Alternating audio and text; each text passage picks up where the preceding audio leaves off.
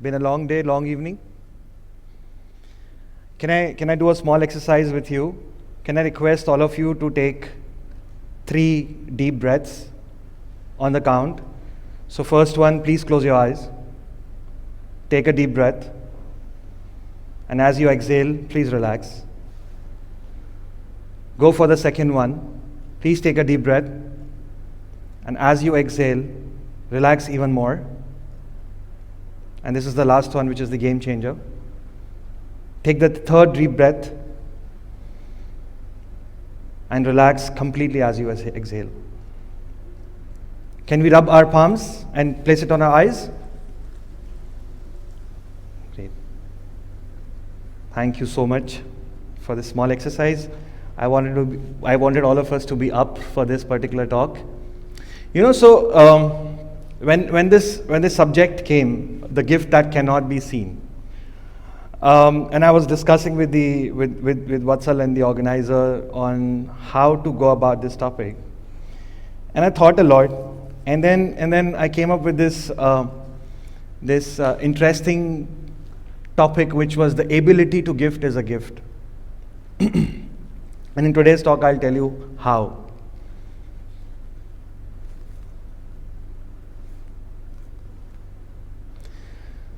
I failed in my midterm exams when I was in grade 9. Shocked? You guys must be thinking, who fails these days? And that too in the midterm exams. Few years ago, yes, it was possible. That was not the first time when I failed, but definitely my last. Culturally, coming from a culturally rich background, I had a big family, kutumb, as you say in Sanskrit, and extended family, as you say in the West. So I had my uncle and my cousin who lives in Canada now. They're elder to me, so they used to take in summers they used to take my lectures. They used to teach me mathematics, teach me science, and different subjects. And I realized after a while that my parents had a different kind of respect for them. And I also kind of started admiring their role as a teacher. And then they say, blessings come at the right time, and they're unseen. They come when you don't expect them to come. I got a mathematics teacher in the 10th grade. He was a young guy. And he used to take mathematics classes for me and my friends, and he wasn't taking those classes for us because he wanted to make some pocket money for himself, but also he wanted to bring the best out of himself. He wanted to have his grip on the subject. He wanted to excel in that, and in the whole quest of this, he didn't just challenge us so much to ask a lot of questions to bring best out of himself, but he also brought the best out of us. And guess what? I got a distinction, which is grade A, which is called A now, and I was amongst the top 10 in scorer of the mathematics in my class. I realized it isn't easy to be a teacher. Having a knowledge and disseminating it meaningfully are two different things. When I was in my class 12, I was aspiring for AIEEE, which is called JEE now in India. That's for IITs and NITs. And I tested this idea of having the grip on the subject, trying to have my strong hold and command over the subject by taking classes for the grade 10 students, grade 11 students, and sometimes I used to take classes for my peers as well. And I got into one of the best NITs. I got an All India rank. I got into one of the best NITs in the country, National Institute of Technology. And then ever since, I haven't looked back. This was my first encounter with the gift that I had not seen. The gift that of the ability to teach someone, ability to gift your knowledge to someone was my first encounter with the gift that I had not seen. And there are so many gifts that all of us have, that we don't see, that we haven't seen, we haven't realized. For example, like I said, I believe, being able to teach someone is a gift. It has two parts to it. So gift of knowledge, if you look at your teachers, they have gift of knowledge, and they also have a gift to explain you what they understand very well. This donating clothes. Do you think donating clothes is a gift? I mean, it's the ability to gift. How many of you believe in donating? You do, right? So if you have affordability, if you have that financial affordability to have something, to have some clothes, is only when you can gift it to others. If you don't have it for yourself, you won't have those clothes for yourself, and you wouldn't be able to gift it. Donating blood. If you're healthy, you'll be able to donate blood, right? If your hemoglobin is low, if you're not healthy, will you be able to gift? So do you think your health is a gift? How many of you think health is a gift? All of us.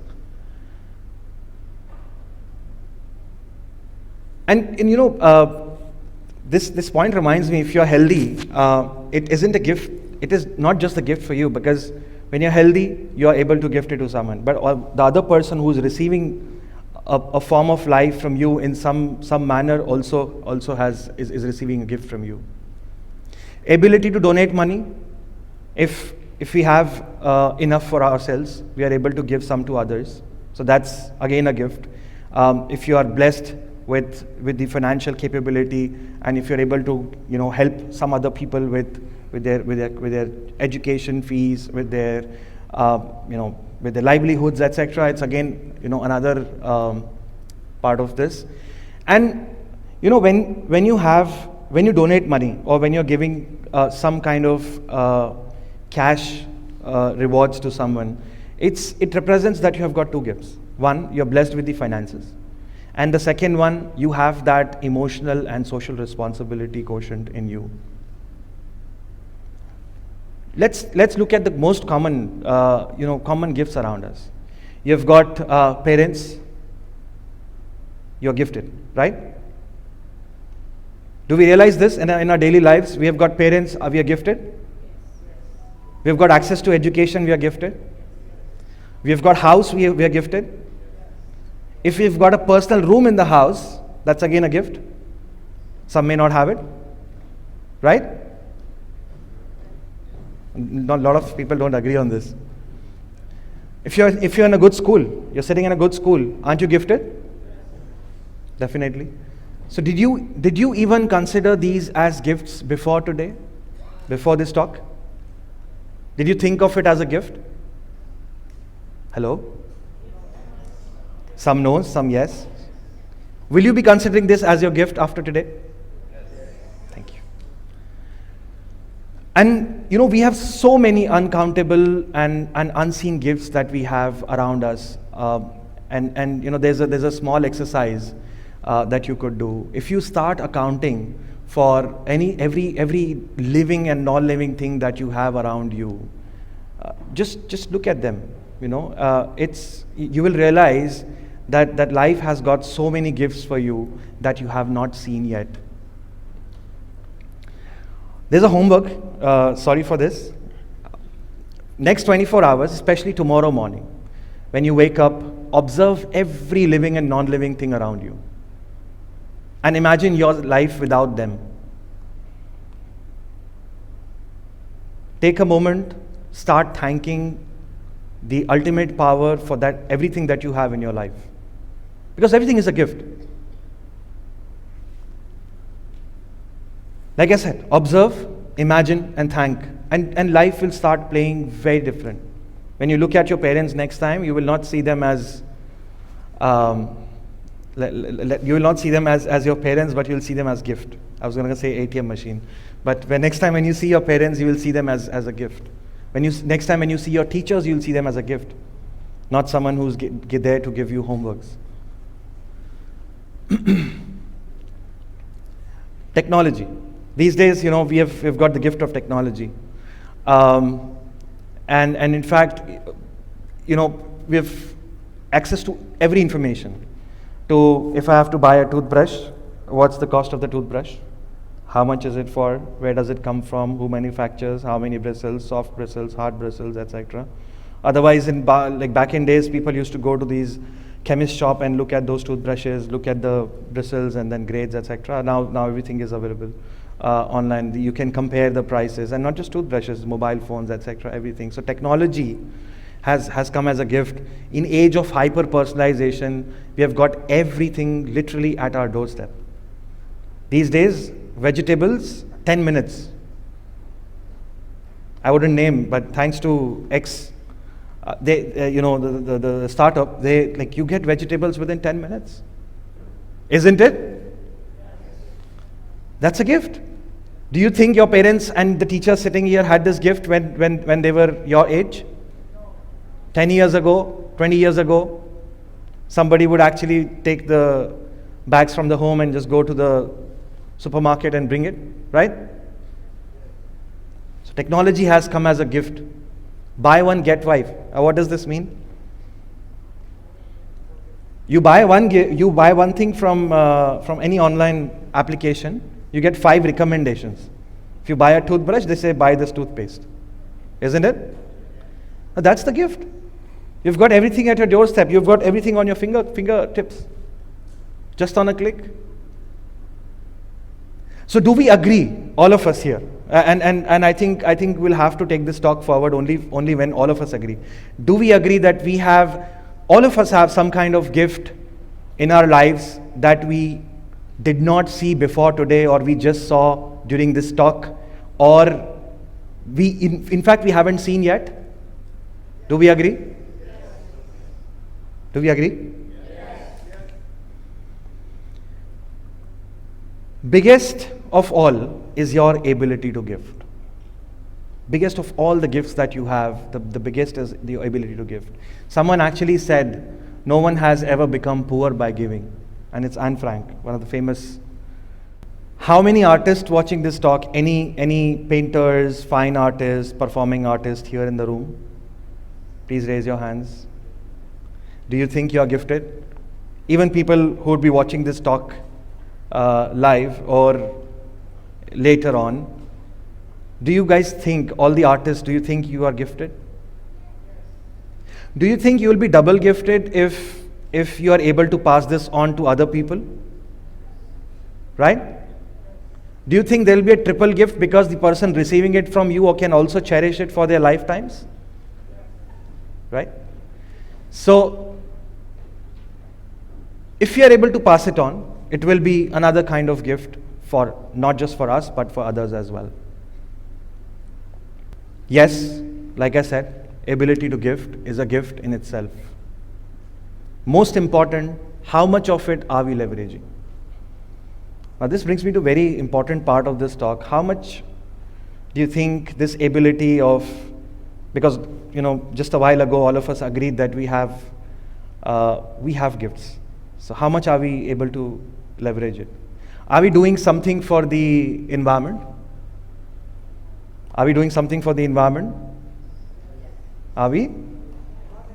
Not enough. Not enough. Today we have plants, trees. That's why we're able to plant saplings. If there were no, we were able to plant new trees, right? So if there were no trees, would you be able to plant new saplings? Food. We are able to grow crops because we have soil and water. If we did not have soil, would you be able to grow food? So isn't that a gift? Are we doing something to protect it? Are we doing enough for the soil? Are we doing enough for the water? Or we are going against it? Right? So let's pause and think, what are we doing to save these precious elements of the environment? How can we give back? How can we give back this gift from where we have received it? Don't you want to gift a habitable environment for your future generations, yes or no? Yes. Are we doing something for the society? I'll take a jump from environment to society, because we agreed we are not doing enough for the society, environment. Are we doing enough for the society? Today, we are able to celebrate festivals, relationships, because we have a society. Not if. Are we protecting and passing on these cultures and societal values, respective cultures and societal values to our next generation? Do you think we are capable or we are taking enough to pass it on later? Yes, no? Are we? I would like to know if there are any people who are good at playing flutes. Right? Any people who can play harp? Any people who can do the cultural folk dances of their respective cultures? So, we are not doing enough. So the gift that we got, we might just lose it. Are we doing anything for our co-humans in their struggle for existence? Are we donating money? Are we donating food? Are we donating books? Of course, without making a big deal about it. Are we donating skills by teaching for free? There's so many ways. You got a gift. You can further pass it on. And this is the gift that we have to realize. Smudge yourself in the society. What smudge means, most of the artists would know here. When you have paintings and makeups, you basically make you kind of smudge them where you don't realize where a particular shade or a color ends and another one starts. So become like one. Smudge yourself in the society. There should be no me, no you. The boundary between yourself and the society should go away. Your relationship, your connection with the society should be seamless and effortless. And like I said, there should be no you and no me anymore.